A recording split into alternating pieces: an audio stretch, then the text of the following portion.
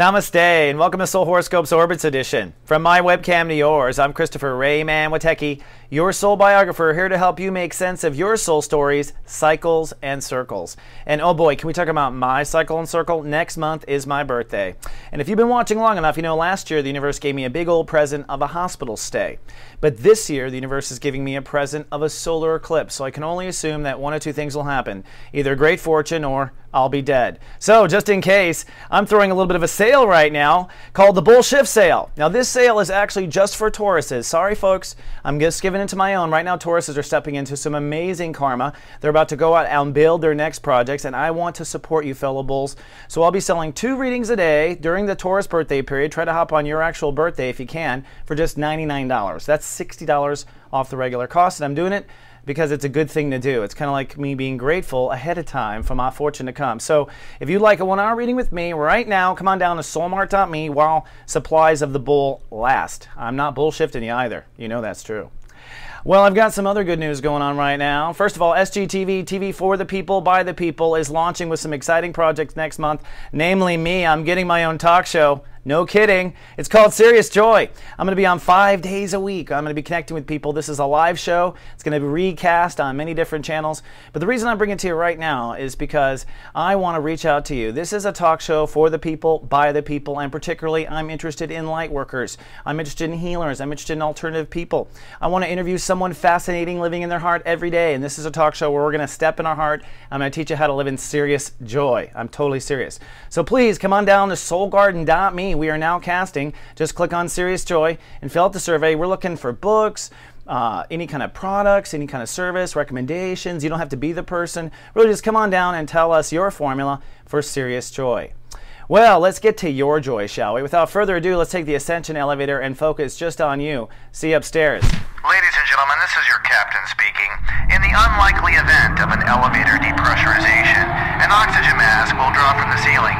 Take a deep breath and think Summer Breeze by Simon & Garfunkel. We're 21 days from Serious Joy. And here we are for the Rams, the Action Engineers at 33,000 feet, getting a bird's eye view of you. And let me just say, the Aries Risings, the Action Engineers, if you bought a Lightcast report card, have been having it incredibly hard. This goes beyond my predictions, actually, for how tough it would be. This is from my own client base who has been contacting me, reaching out in severe breakdowns. That's because of a shift going on with Uranus. I'm going to report on why. First, let's look at where we are. We're moving into Chapter 3 of Sun in Aries. You are working on the I Am consciousness, which is what you do best, ego. And we have reached the point now where in the last week you were looking at your actions, considering actions to take, probably feeling very impulsive. This week you're going to move into identity, and perhaps you started with an identity crisis. That crisis was Uranus. We're going to talk about that. But you will find courage, you will find willpower, and you will create a new version of you. And by new, I mean the first time in your life, particularly if you have an Aries rising. Now this week the Sun will move from step 18 to step 25. That means we move from Aries, Mars energy, a very aggressive Sunday, to a very peaceful following Sunday, which is almost spiritual. Strangely enough, the Sun will conjunct Mars on that day, your home planet, which means you should feel reborn. This is kind of like an Aries Easter, I would say, the Sun conjuncting Mars. It's a holy holiday for you, considering it's happening in your birthday as well. And Venus trucks all the way to the end at 29 degrees, which means that you'll be creating a new identity by the end of the week. Now Saturn, which is the disciplinarian of the universe, is saying, hey, make some new decisions and reconsider some actions you have taken with boundaries. This was actions you may have taken over the last year. Perhaps you cut someone out. Perhaps you did not cut someone out. Perhaps you cut yourself out. Wherever the cutting was, Saturn and those blades, it's time to reconsider where you draw those lines, and this week that is very much true. Then lastly, Jupiter is showing breakthrough in your mind, mental breakthroughs like blowing your mind, man, during the whole week, mind-blowing experiences. And this is the first time you've been mind-blown since August of 2012. And prior to that, April 2001. Pull out your journals and find out what you were thinking. This was, of course, before 9/11. It was April 2001. So kind of interesting what we were thinking before that happened. The universe certainly did change, did it not? All right, and so for my favorite part of the show, where you find out what is above is also below, coming out here in outer space and starting from Sunday to Sunday. Let's start with Sunday. Sunday, sunny and futuristic for the Rams. The moon is in Pisces, so emotions are deep within, and you are healing some old interfaith issues, hopefully feeling that healing. And I think you are. I think you are withdrawn, however. However, Mars is ruling the day. That's why you're strong in a spiritual transit, your home planet Mars, giving you action energy to take action. Now, this may be a total blow-up, or where some Aries find themselves in a whole heap of karma. That's because Uranus went 9 degrees. That is your natural number, by the way, 9. And it went 9 degrees, Uranus, breakdown, breakthrough, on Sunday. So this is what pushed you to save yourself or destroy yourself in many of my clients' cases that I've been talking to and reading over the last week or so. And this destroying is the setup for a rebirth. So the really question is, were you past the old you, or did you have to break down to discover what you needed to change? Then on Monday, cloudy and rather spiritual. Now the moon pulls deep in. Earth rules the day. And so you're basically manifesting is what you're doing with inner spirit. What you're holding space for is whatever's next, the new you, the new view. And as you can see with that green circle there, the moon crosses over Chiron and Mercury. So I think on Monday you start to get it, whatever that is. And for some it is what you really didn't get. Or for some it's, aha, I get it. I understand why I didn't get it.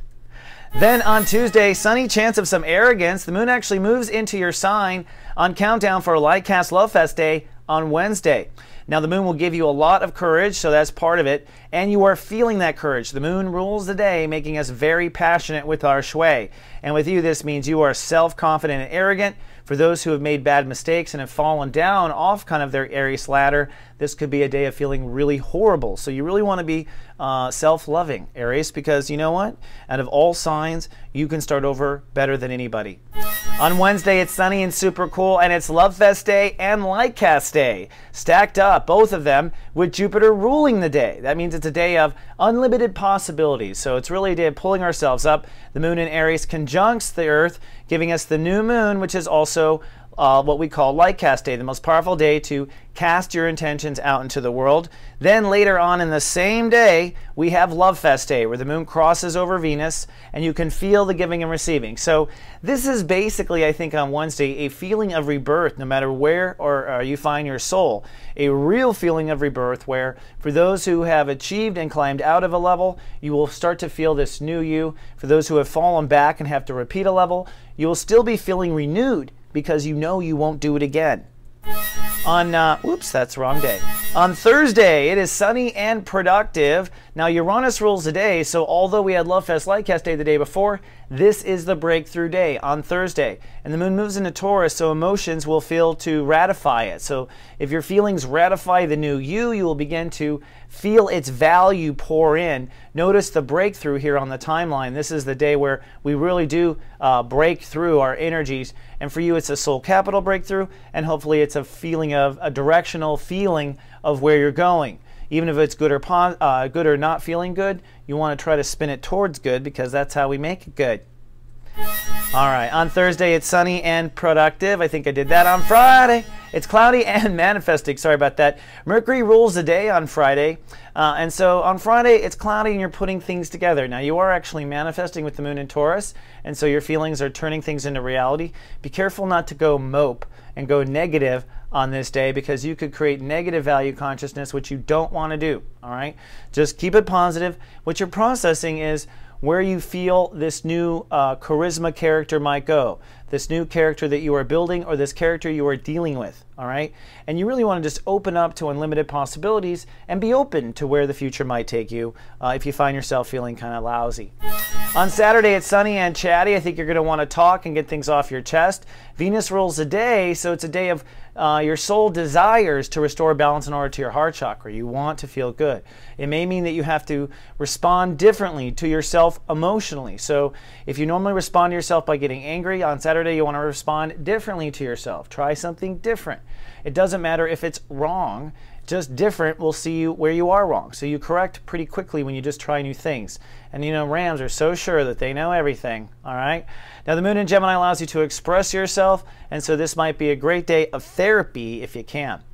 On Sunday, it's cloudy, but you are conclusive. There's a life epiphany during this day. Neptune rules the day, so God universe does come pouring in. You might have had dreams the night before.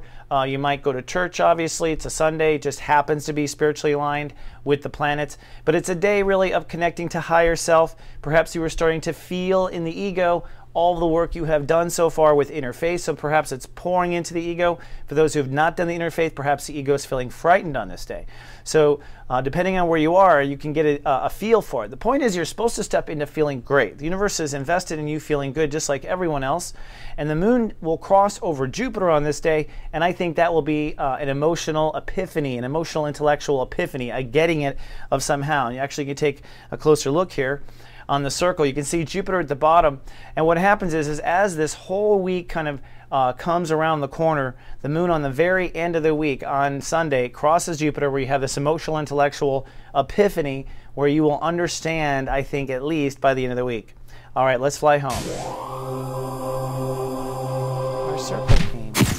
Well, this concludes another edition of Soul Horoscopes Orbits Edition. Hey, incidentally, if you are watched over by the Guardian Agency, start looking out around 4 p.m. your time for your Serious Joy Report. Each day I'm going to put in a little bit of a paragraph that guides you based on your sign into your heart to help you stay in your heart for 24 hours. Just one more advantage of being watched over by yours truly and the Guardian Agency. Now, if you're not watched over, you can always try it for just 1 penny.